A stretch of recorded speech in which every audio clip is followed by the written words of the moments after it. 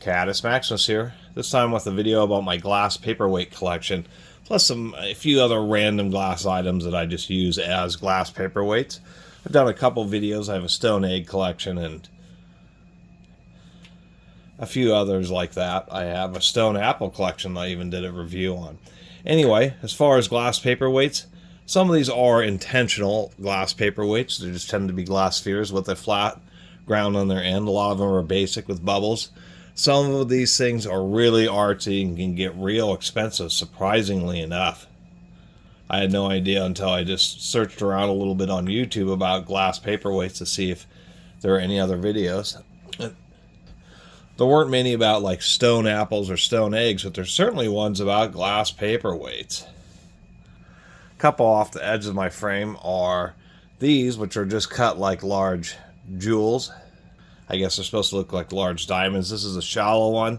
And then this is a real huge one. And I thought this was pretty intriguing. And then this one also has a marking somewhere. I don't know if my camera will cooperate or not. Well, the camera can't really focus. But there's a little marking right here where it says Tiffany on this. And that's why I picked this up. These are some of the cooler of the glass paperweights. I'll kind of clear them off the table here as I go through them.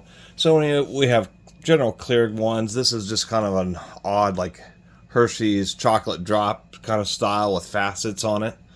And then once again we have things like glass apples, nicer ones with cast zinc stems. This one happens to be clear. This is the very same thing, but it has this interesting row of bubbles in it. Some of these get huge. This one's a few pounds. This is meant to look... it's not real good rendition of Earth, but it's a rendition of a planet nonetheless. Here's a different one that's just kind of like a black spiral pattern. I have other things. This is actually, I think, a votive candle holder, and then I found this little etched globe, and it happens to fit right in there, so that just ends up as one big heavy paperweight. This is probably the one that is not a paperweight because it is entirely a sphere, but I still thought it was pretty neat just because it was a larger version of the globe.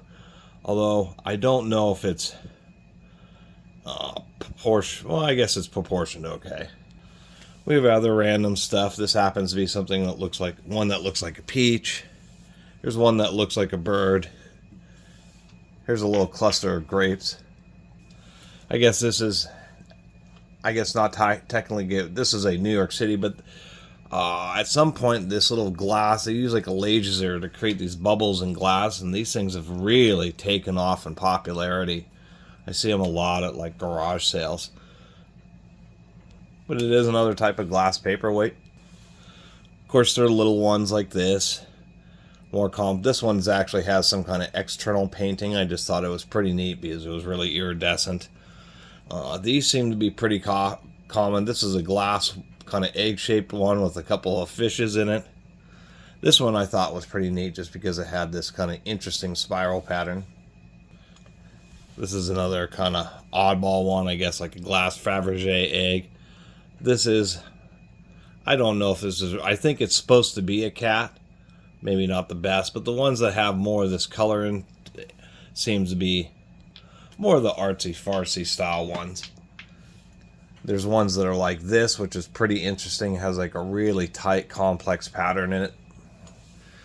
And then we have one, that one's pretty neat because it looks like a flower. It's just amazing. And actually looking around both online and even some videos on YouTube, there's just, there is a thing about these glass paperweights. They are one of the more collectible items, and just because they're all handmade, and there's some ones that have some pretty complex kind of art in them. That's the only way to put it. This one's kind of cube shaped, and it's supposed to be like a coral because it also has some fish.